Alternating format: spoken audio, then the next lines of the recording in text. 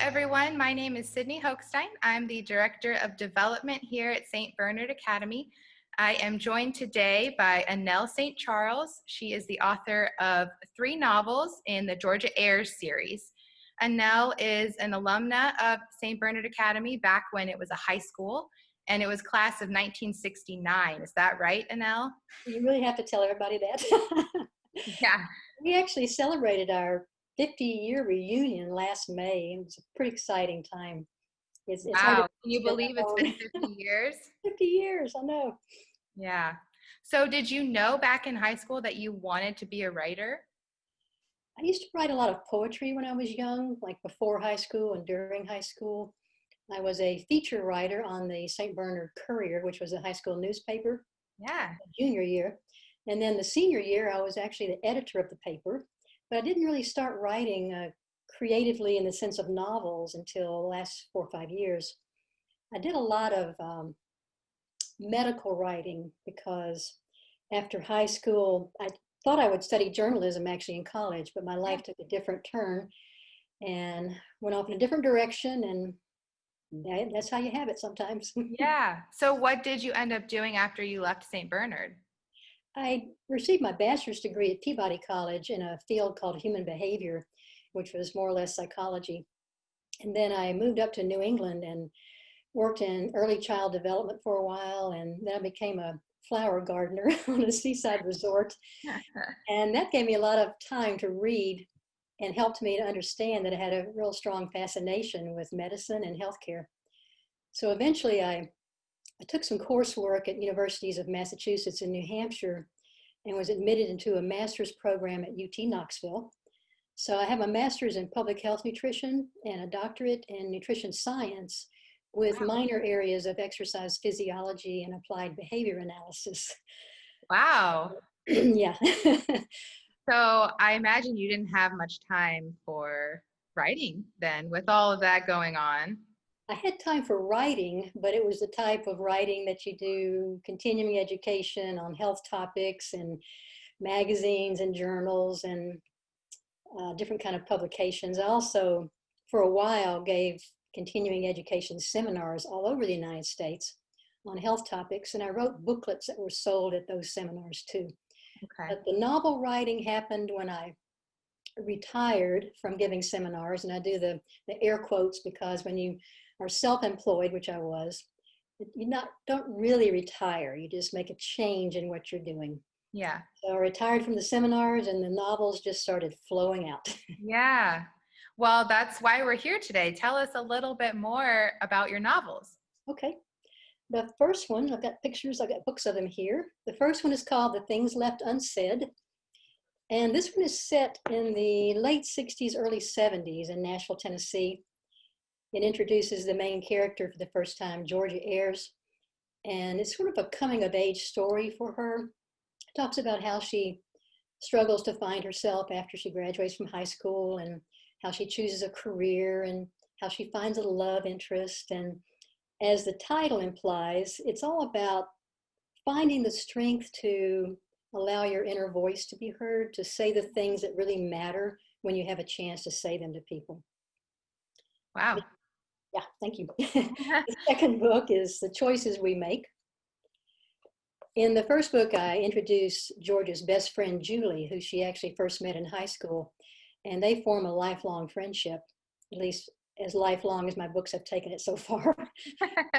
In the second book, I wanted Julie to tell her story. So it says The Choices We Make, and this is about Julie deciding, what direction her life will take. And she also finds herself witnessing some criminal activity in the banking industry in Nashville. Wow. Which is a surprise to her, but Yeah. it's pretty scary for a while.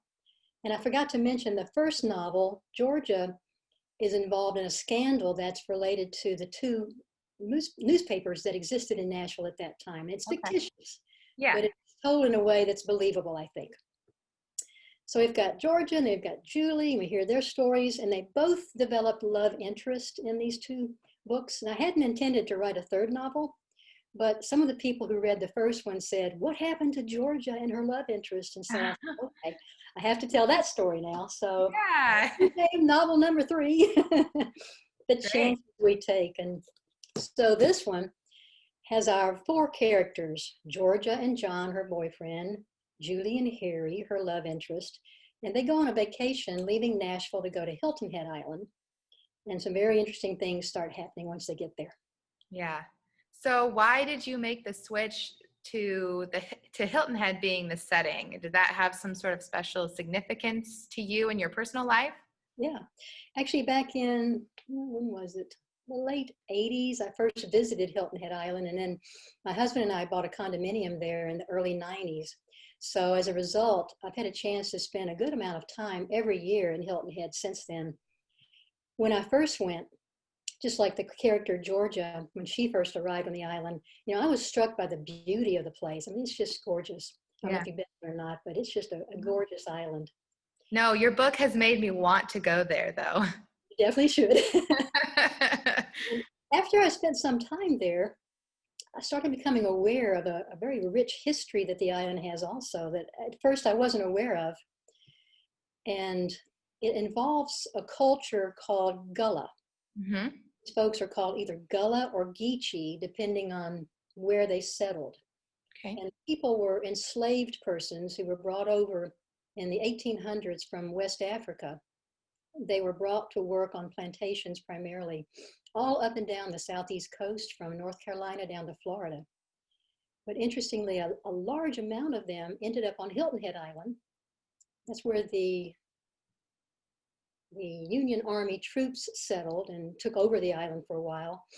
When the troops left, the Gullah descendants were still on the island. There were thousands of them at that time.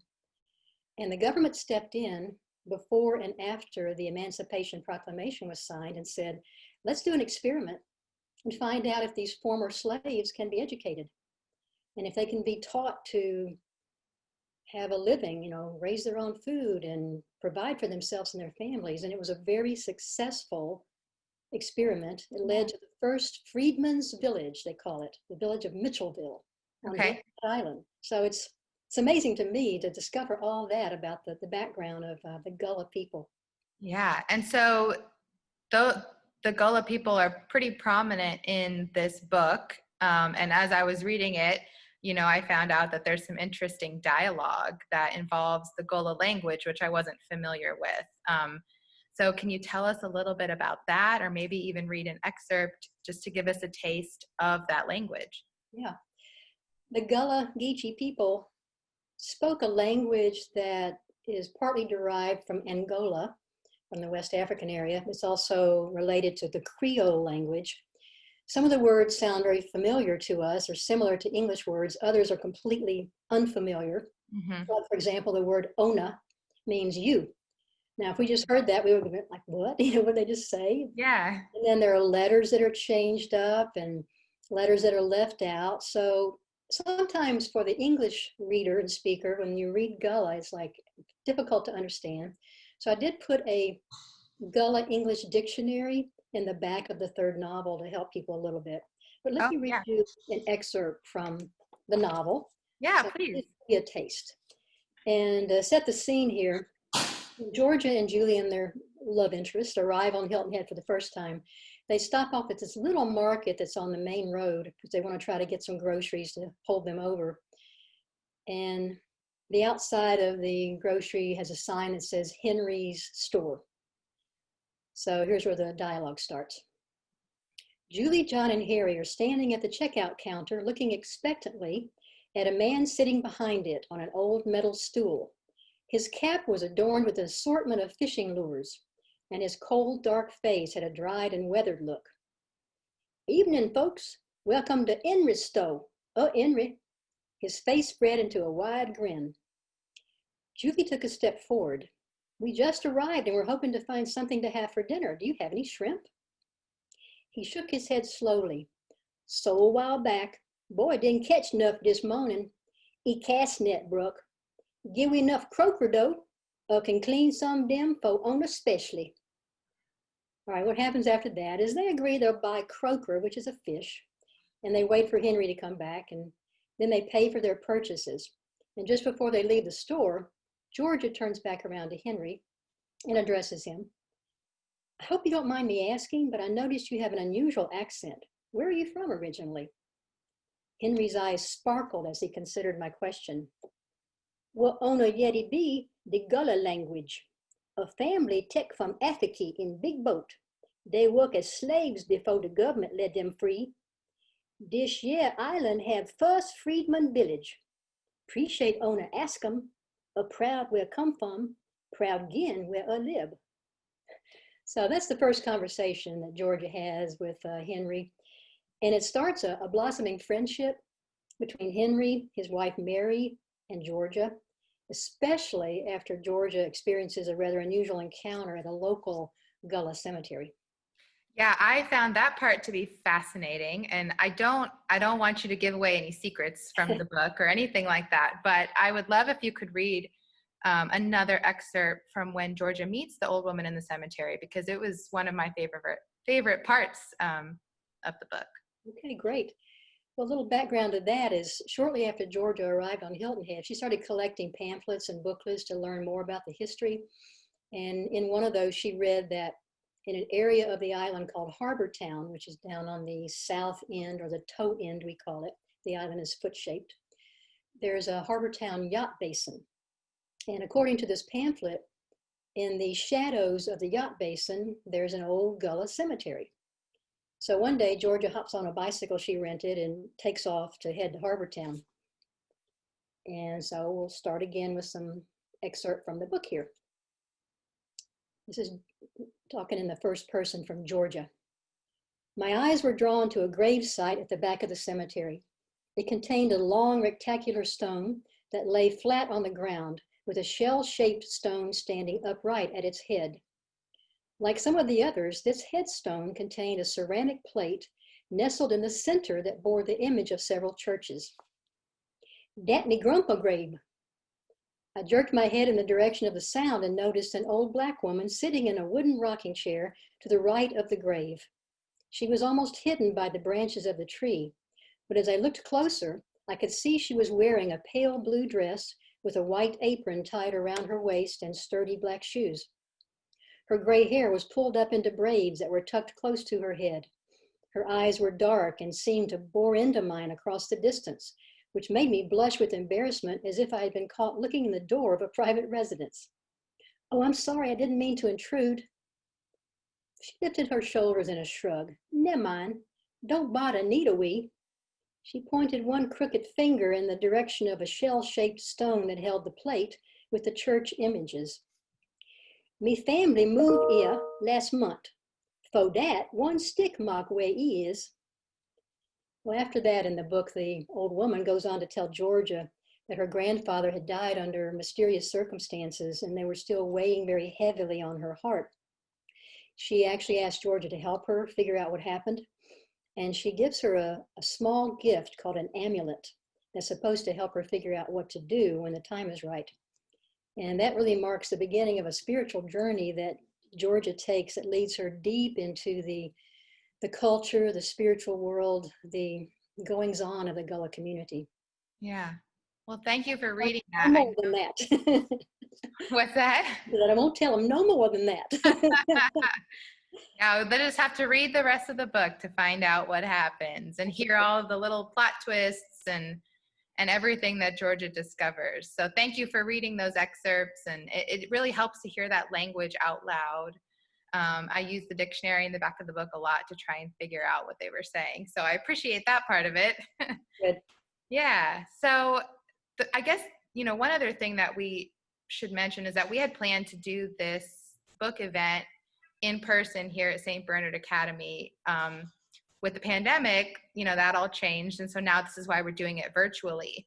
But we still want to be able to tell folks where they can buy a copy of this book and of the previous two books of the series. Wonderful. Well, you can go on Amazon.com. Of course, everything's available through Amazon. Yeah. You can get both the paperback form and the Kindle version. The publisher's website is ybrpub.com.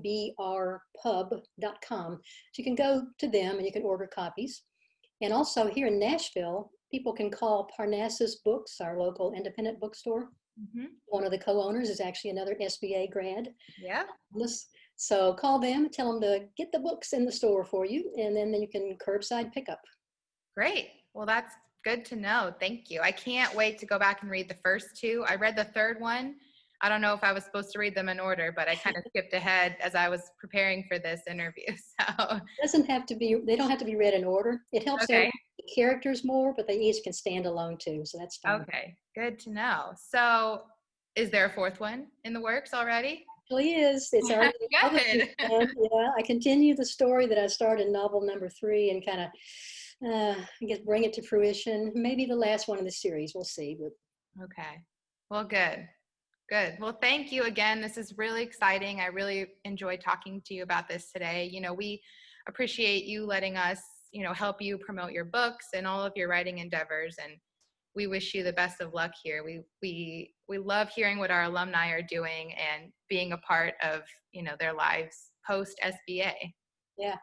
Well, Sydney, I'm really grateful to you and Principal Sabo for giving me this opportunity to speak to folks about my novels. If you love Nashville, I hope you'll love these books. And Yeah. the characters, I hope, jump out for you too and speak to you. Thanks Great. a lot. All right. Thank you so much. Bye-bye.